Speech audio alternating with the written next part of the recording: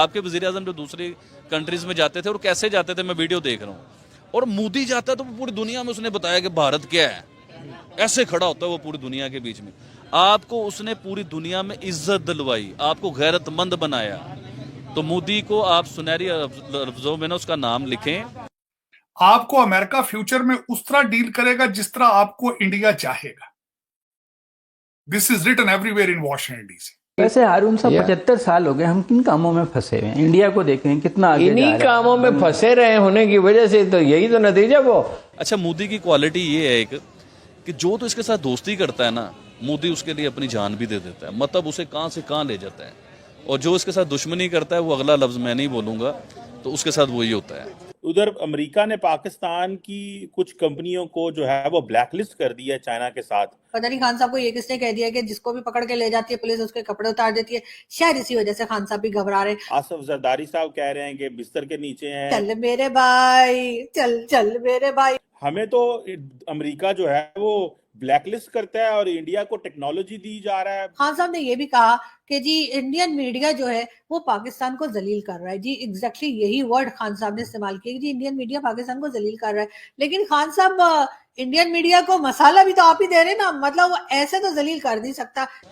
आप और मैं अगर इंडिया में पैदा हुए होते तो आज आलू 2 रुपए किलो खरीदते आप ही। अब इंडिया के अंदर तो अभी हाल ही में G20 का एक बड़ा कामयाब इजलास हुआ, बल्कि G20 की मीटिंग थी।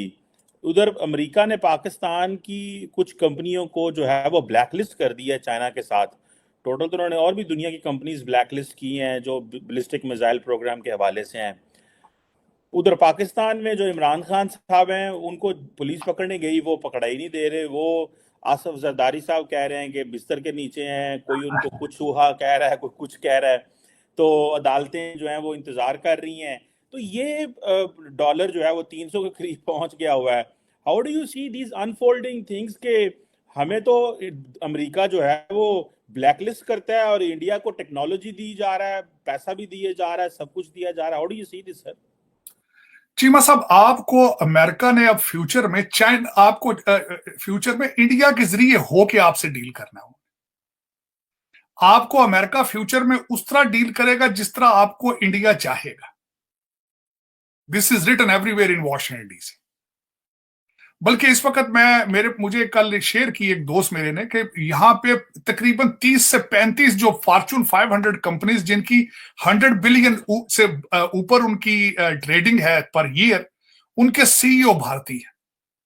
वर्ल्ड बैंक के अंदर अजय बंगा होगा तो वो आपको सपोर्ट करेगा? वो क्यों करेगा आपको? और उसके बाद आपको मैंने बताया था कि फेटफ का हेड है वो भी मिस्टर कुमार, वो भी भारतीय नजाद है। वो क्या ख्याल है कि आपको सपोर्ट करेंगे? और दूसरा, मैं समझता हूं कि आपने जिस तरीके से अगले दिन कश्मीरियों के एक कश्मीरी लीडर के जनाजे के ऊपर जलसा किया गया रावलपिंडी में, और जिस तरीके से वहां पे स्पीचेस दी गई हैं उसमें, और वो भारत में वो तैयारी कर रहे हैं कि हम फेटफ में आपको लेकर जाएंगे, इन सर्कमस्टांसेस में आप समझते हैं कि आपको कहीं से रिलीफ मिलेगा? और दूसरा कि लीडरशिप आपकी इस वक्त मौजूद नहीं है कहीं भी। और दूसरा, आप एक साल के अंदर 3 फाइनेंस मिनिस्टर मुख्तलिफ पॉलिसियां लेकर आते रहे हैं, वो आपका ट्रस्ट फैक्टर तो है नहीं। अब उसमें मैं बताना चाहूंगा कि एक तो मेरी हम्बल रिक्वेस्ट होगी पाकिस्तान के लोगों से कि अपना कंपैरिजन अब भारत के साथ करना छोड़ दें।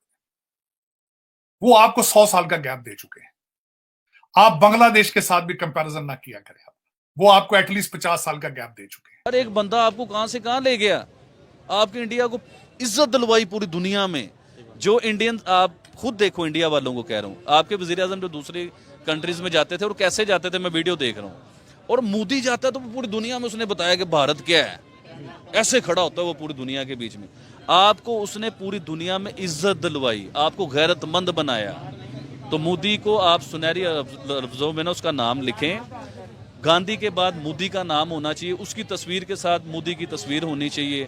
अगर इंडिया वाले उसे इज्जत देंगे तो और इंडिया ऊपर जाएगा। और इन्होंने मोदी को इज्जत ना दी, वो इनका भी पाकिस्तान की तरह पछताएंगे ये लोग। पूछे क्यों? देखिए, मोदी, ये सारी बातें, मोदी की क्वालिटीज तो मैंने आपको बता दी।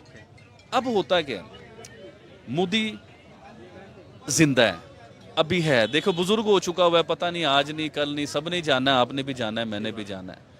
अगर इस बार इलेक्शन होते हैं इंडिया में और वो मोदी की जगह पे किसी और को वजीर आज़म बनाते, इतने अनलकी, इतनी बैड लक मैंने जिंदगी में ना किसी की देखी होगी और ना सुनी होगी कि ऐसा शख्स टैलेंटेड, जीनियस, देखने में कुर्ता पजामा और अंदर से बब्बर शेर, बात समझो, देखने में आम सा आदमी।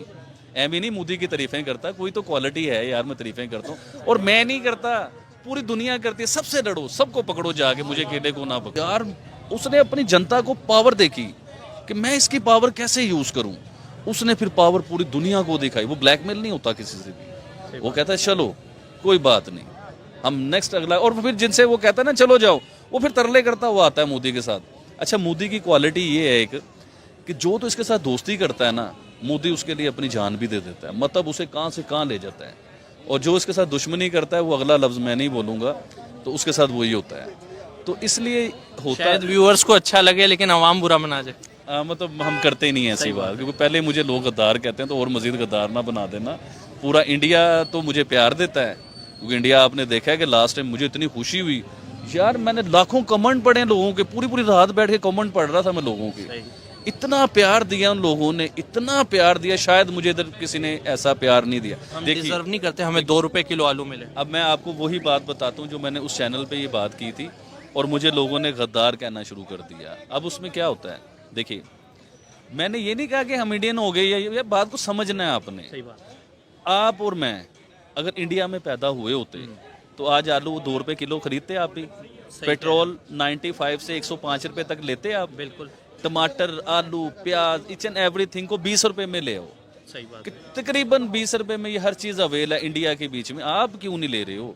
जमीन तो ये वही है यार, इंडिया में कोई अलग जमीन तो नहीं है, साथ वाली जमीन है, वो एक ही जमीन है, उसमें से लाइन खींची गई है, गई। तो जमीन तो वही। आपने उसमें से आलू क्यों नहीं निकाला? आपसे ज्यादा आलू क्यों नहीं निकाला गया? उन्होंने क्यों ज्यादा निकाल लिया?